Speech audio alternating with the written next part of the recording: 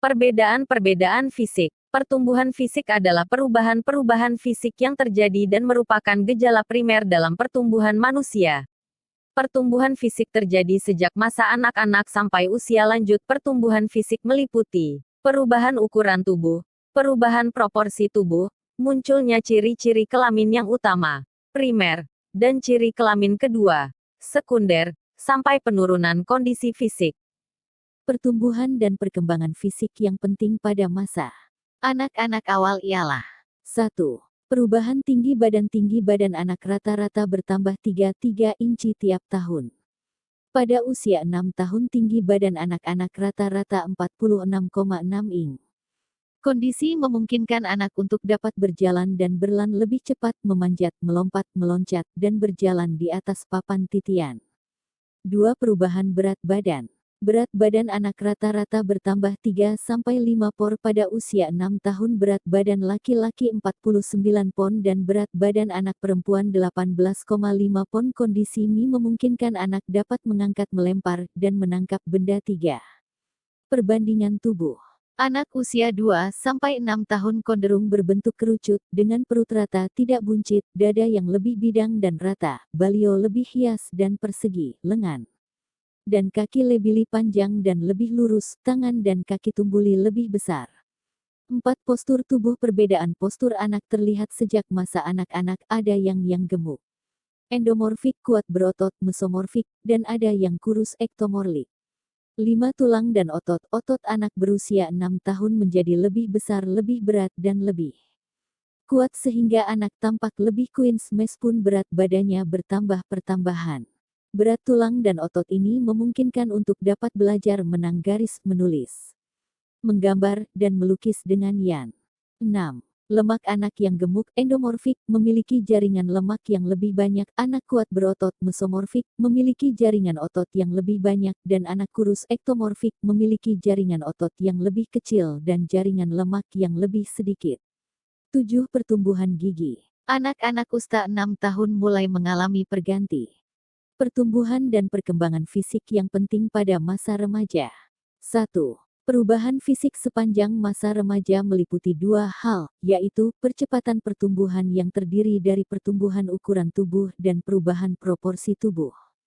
Pada masa remaja anak telah mendekati postur orang dewasa, di mana ukuran pinggang berkurang, panjangnya pinggul menjadi lebih lebar, tungkai kaki lebih panjang dari badan, dan lengan menjadi lebih panjang. Kondisi ini mendukung pertumbuhan fungsi-fungsi seks sekunder pada remaja.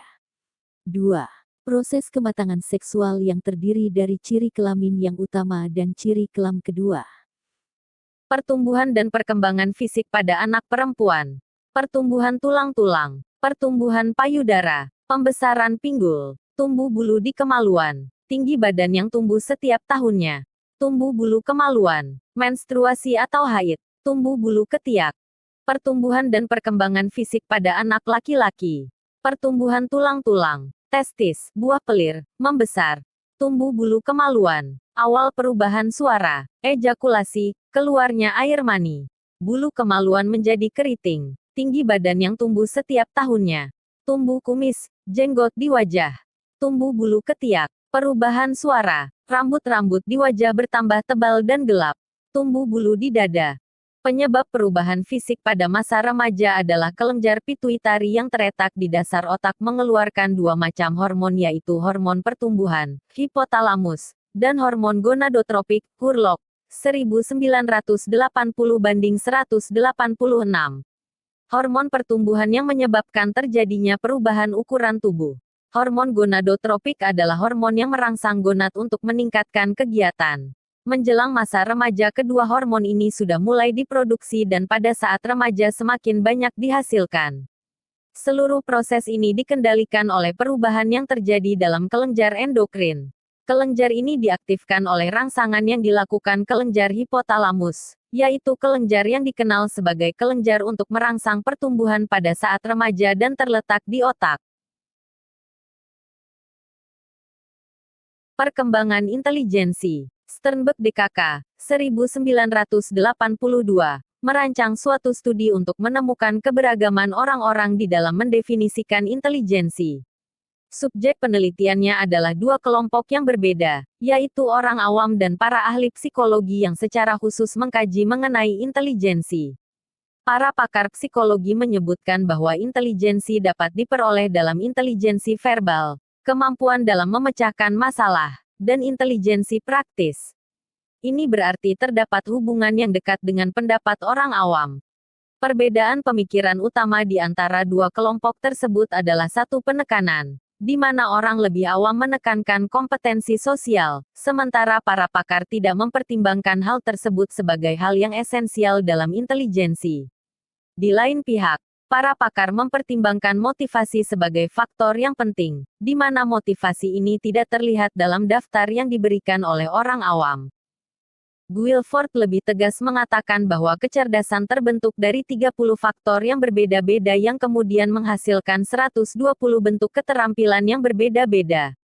Guilford, 1967, membedakan tiga macam kemampuan mental dasar, yaitu operation, tindakan berpikir, contents, istilah-istilah dari hal-hal yang dipikirkan seseorang, seperti kata-kata atau simbol-simbol, dan produk ide-ide yang dapat dihasilkan.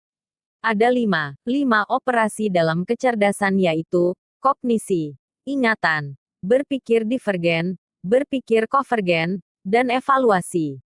Ada enam macam produk kecerdasan yaitu, unit-unit, kelas-kelas, hubungan-hubungan, sistem-sistem, transformasi, dan implikasi. Ada lima macam konten dalam kecerdasan yaitu, visual, auditory, simbolik, semantik, dan behavioral. Gartner menyatakan ada 8 kecerdasan manusia yaitu 1. Kecerdasan verbal, linguistik. 2. Kecerdasan matematika, logical mathematical. 3. Kecerdasan spasial, visual. 4. Kecerdasan tubuh kinestetik, bodily and kinesthetic. 5. Kecerdasan musik. 6. Kecerdasan sosial, intrapersonal. 7. Kecerdasan diri, interpersonal. 8. Kecerdasan alam, naturalistik. Campbell, 1999. Perbedaan gaya belajar dan gaya berpikir. 1. Gaya belajar. A. Visual, belajar dengan cara melihat. Anak yang bergaya belajar visual harus melihat bahasa tubuh dan ekspresi guru untuk mengerti materi pelajaran. Mereka cenderung untuk duduk di depan agar dapat melihat dengan jelas.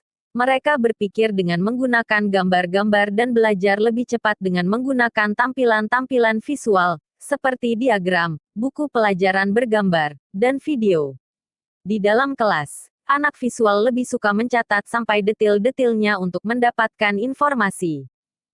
Seorang yang memiliki gaya belajar visual dapat dilihat dari ciri-ciri berikut. Bicara agak cepat, mementingkan penampilan dalam berpakaian, tidak mudah terganggu oleh keributan. Mengingat yang dilihat daripada yang didengar, lebih suka membaca daripada dibacakan.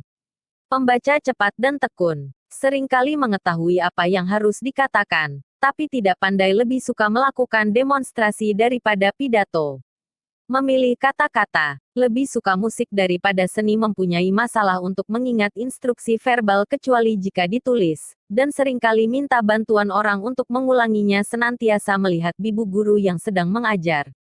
Saat petunjuk untuk melakukan sesuatu diberikan, biasanya anak ini akan melihat teman-teman lainnya baru dia sendiri bertindak. Cenderung menggunakan gerakan tubuh untuk mengekspresikan mengganti sebuah kata saat mengungkapkan sesuatu deal. Strategi pembelajaran yang mempermudah proses belajar peserta didik yang bergaya belajar visual antara lain.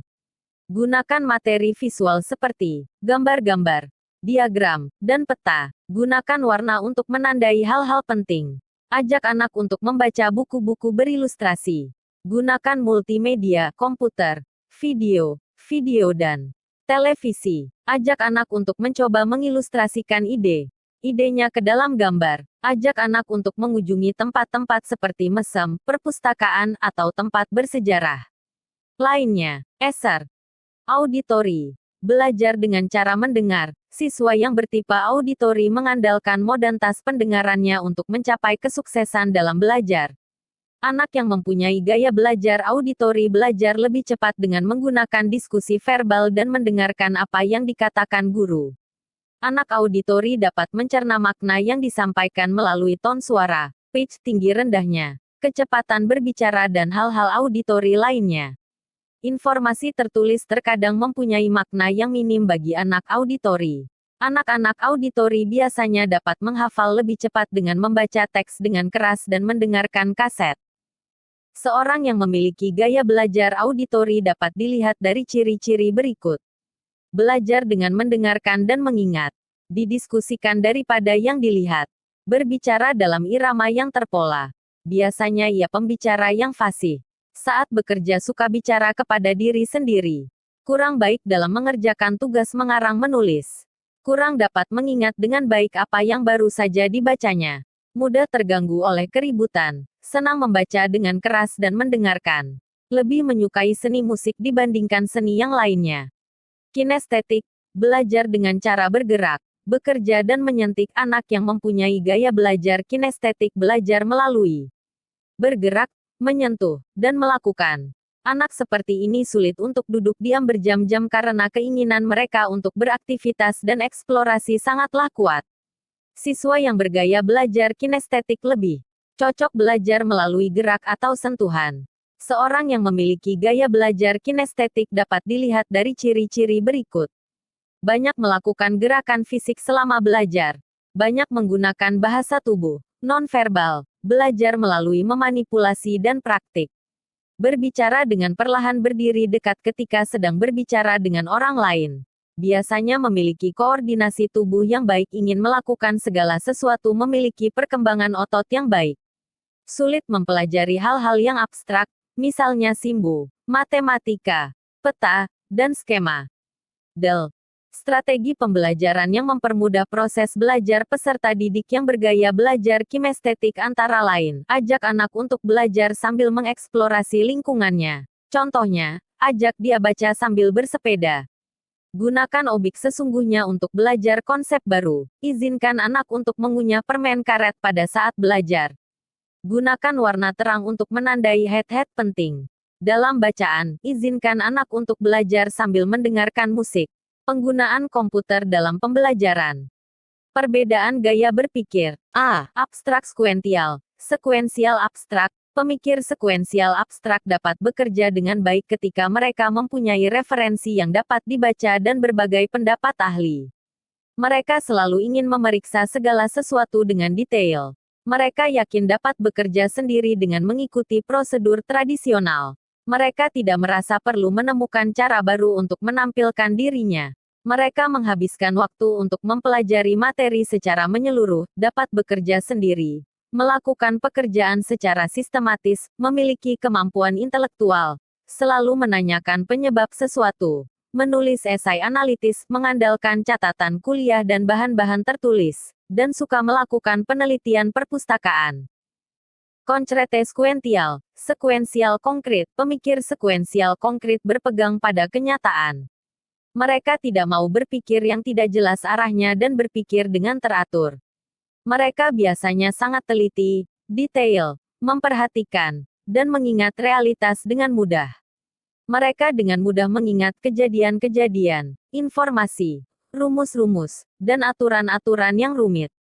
Catatan atau makalah adalah bagian penting dari cara belajarnya. Mereka sangat menyukai pengarahan dan prosedur khusus. Mereka cocok menjadi pebisnis yang sangat terampil, sebab mayoritas bisnis diatur dengan keteraturan. Abstrak random. Acak abstrak, tipe orang yang berpikir acak abstrak cenderung diselubungi oleh perasaan dan emosi. Mereka tertarik pada nuansa dan sebagian lagi cenderung pada mistisme, dukun, paranormal, ramalan, dan lain-lain.